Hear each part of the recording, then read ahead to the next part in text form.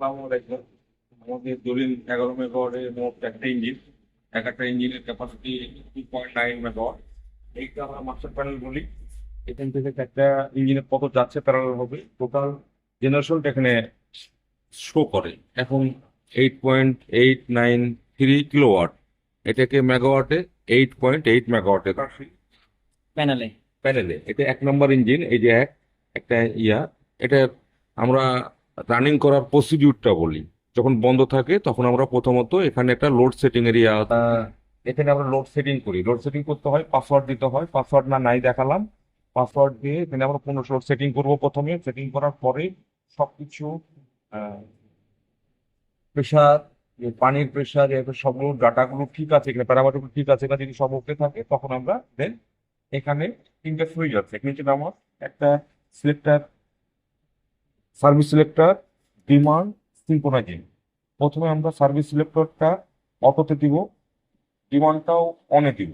তখন আমরা অটোমেটিক এখানে আরপিএম উঠতে শুরু করবে। আমাদের ইঞ্জিনের আরপিএম হলো 1500 আরপিএম। এখানে উঠতে শুরু করবে। যখন 1500 আরপিএম উঠে যাবে তখন আমরা এই সিলিন্ডার টেম্পারেচার গুলো দেখব।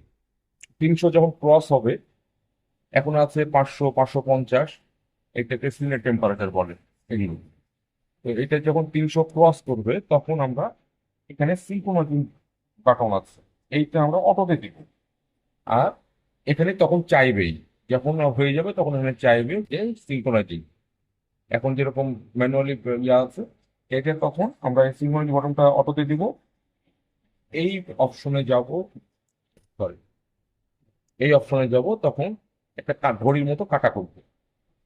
এই কারণে যখন এই জিরোর সঙ্গে ফিক্সড হয়ে যাবে তখন সবুজ যেখানে আলো জ্বলবে, তখনই আমাদের সিঙ্ক্রোনাইজিং হয়ে যাবে। সিঙ্ক্রোনাইজিং হয়ে গেলে 200-300 লোড উঠলে তখন আমরা সিঙ্ক্রোনাইজিং এর এই নবটা আবার জিরোতে আমরা রাখবো।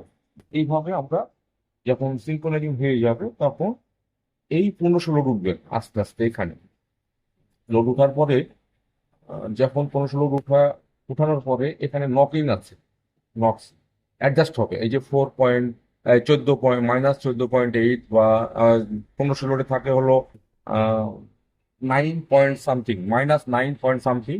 যখন অ্যাডজাস্ট হয়ে যাবে, থেমে যাবে জিনিসটা, লেভেল হয়ে যাবে, তখন 100-100 কে লোড বাড়াবো। দেখতে হবে যে আমাদের নকিং ঠিকঠাক আছে কিনা, সিলের টেম্পারেচার গুলো ঠিক আছে কিনা। যদি কোনো কারণে টেম্পারেচার কম বেশি হয় বা নকিং কম বেশি হয় তখন আমরা ওখানেই থামবো, কিছুক্ষণ ওয়েট করব। ওয়েট করার পরে আবার আস্তে আস্তে 100 লোড করে আমরা এটা দিব। এই হলো আমাদের চালানোর প্রসিডিওর। এবার আমরা অন্য জায়গায় যাই। চালানোর পরে কি কি লক্ষ্য রাখতে হবে আপনি আমার সঙ্গে। এখানে চালানোর পরে আমরা দেখব জায়গাটার টেম্পারেচার ঠিকঠাক আছে কিনা, জায়গাটার প্রেশার ঠিকঠাক আছে কিনা। এটা জ্যাকেট ওয়াটারের চেম্বার, এইটা লুব অয়েলের চেম্বার। এই lube oil temperature, lube oil pressure সবসময় নজরদারি রাখতে হবে। নকিং সবসময় নজরদারি রাখতে হবে। নকিং মান কত থাকবে, কত মান? এইটা টেম্পারেচার 80-82 হয়ে গেলেই আমাদের একটা যে সেটিং আছে, সেটিংটা, সেটিং অনুযায়ী 83-তে ওয়ার্নিং আসবে, আর 90 ট্রিপ করবে। বলেন বলেন। হুম। আবার এখানে জ্যাকেটের টেম্পারেচার 96 অ্যালার্ম আসবে, আর 100-তে ট্রিপ করবে। প্রেশার, এখানে জ্যাকেট ওয়াটার প্রেশার 770 অ্যালার্ম আসবে, 700-তে টিপ করে যাবে। এখানে হাই, এখানে দুই ভাবে টিপ করে। একটা হলো লো, লো বয়েল লো প্রেসারে, লো প্রেসারে আপনার হাই প্রেশার। লো প্রেসারও টিপ করে। 3.0-তে টিপ করবে লো প্রেসারে। আর হাই হলে 4.50 হলেই আমরা বন্ধ করে দিই ইঞ্জিন। আমাদের ইনস্ট্রাকশন আছে, আমাদের ম্যানুফ্যাকচারের এটা ইয়া সেটিং। এই হলো আমাদের লুব অয়েল আর ওয়াটারের সেটিং। তারপরে নকিং লেভেলটা, এটা আমাদের কম বেশি মাইনাস আছে, এখন -19.3। এটা লোড অনুযায়ী সেটিং হয়। যদি পজিটিভ চলে আসে আমরা -15 পর্যন্ত দেখি। যদি 15 কম চলে আসে সঙ্গে সঙ্গে লোড কমাতে হবে, অ্যাডজাস্ট করতে হবে। যদি না, তার অ্যাডজাস্ট করেও যদি না হয় তখন আমরা ইঞ্জিন বন্ধ করে তারপরে যে কাজগুলো আছে নকিং এর জন্য সেই কাজগুলো করার পরে আমরা আবার দেন চালাবো। এই সিলিন্ডার টেম্পারেচার নর্মাল 540, নর্মাল এগুলো 630 640-এ এটা হয়। দুই রকম অ্যালার্ম আসে, একটা হলো পজিটিভ আসে, একটা নেগেটিভ আসে।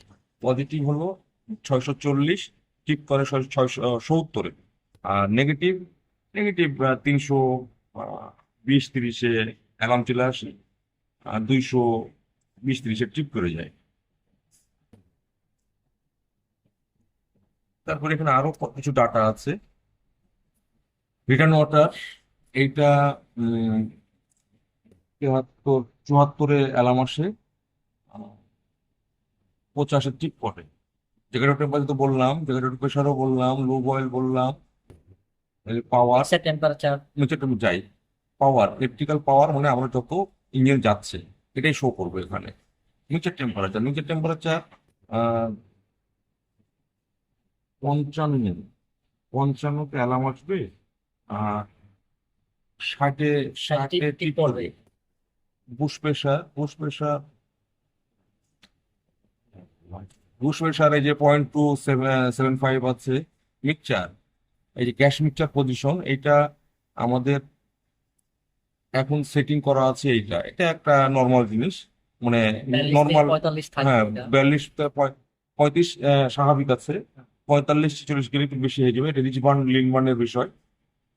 হুম, চালানো যাবে কিন্তু গ্যাস বেশি খরচ হবে। আচ্ছা, গেল। আর এই পেজটা হলো আমরা এখানে রানিং ওয়ার, তারপরে stop time, start time, NM cube, gas কত খরচ হচ্ছে, অ্যাক্টিভ এনার্জি, রিঅ্যাক্টিভ এনার্জি, এই পেজ থেকে আমরা এটা কালেক্ট করি। আরেকটা আছে, এইটা হলো তো দেখালাম টার্বো। এটা দিলে তো আপনার ডাইরেক্ট সেভ হয়ে গেল। হ্যাঁ, এটা হচ্ছে আমাদের এয়ার এবং গ্যাসের মিক্সার। এটা পজিশন 42 থেকে 45 থাকে, কিন্তু এখন বর্তমানে 35-8% আছে। লোড কম তাই। হ্যাঁ, লোড কম কারণে। তারপরে এখান থেকে হচ্ছে টোটাল বাল্বে যায়। তারপর হচ্ছে ইন্টারকুলার। ইন্টারকুলার হয়ে অ্যাকচুয়াটের পার্সেন্ট 100 থাকে, কিন্তু আমাদের এখানে 97 করা আছে। তারপর হচ্ছে আমাদের টোটালি ডাইরেক্ট সরাসরি জেনারেটর চলে যায়। বাদ বাকি কখনো যদি এয়ার এবং গ্যাসের মিক্সার কিছু বাকি অংশ থাকে, সেটা আবার বাইপাস হয়ে টোটাল বাল্ব হয়ে তারপর ইন্টারকুলার ঢুকে তারপর হচ্ছে অ্যাকচুয়াটরে যায়। এরকম ভাবে হচ্ছে আমাদের কি ইঞ্জিনের 11 কেবি উৎপন্ন হয়। তারপর তার- তারপর আউট হচ্ছে কিভাবে ইয়াটা? আউট হচ্ছে জেনারেটর থেকে হচ্ছে আমাদের সার্জ সাপ্রুসের মাধ্যমে হুম। বিসিবি হয়ে তারপর হচ্ছে সাবস্টেশনে যায়। হুম। এটা পাওয়ার ট্রান্সফার মাধ্যমে 11 কেবি থেকে 30 কেবি, 33 আমাদের কেবি পাওয়ার ট্রান্সফারটা কি? Power transfer. কি পাওয়ার ট্রান্সফার? আমাদের power step up transformer. Step up? হ্যাঁ, খালি ট্রান্সফরমার স্টেপ আপ। নাকি? না, খালি স্টেপ আপই আছে আমাদেরটা, নাকি আরো কিছু আছে? Step up down up.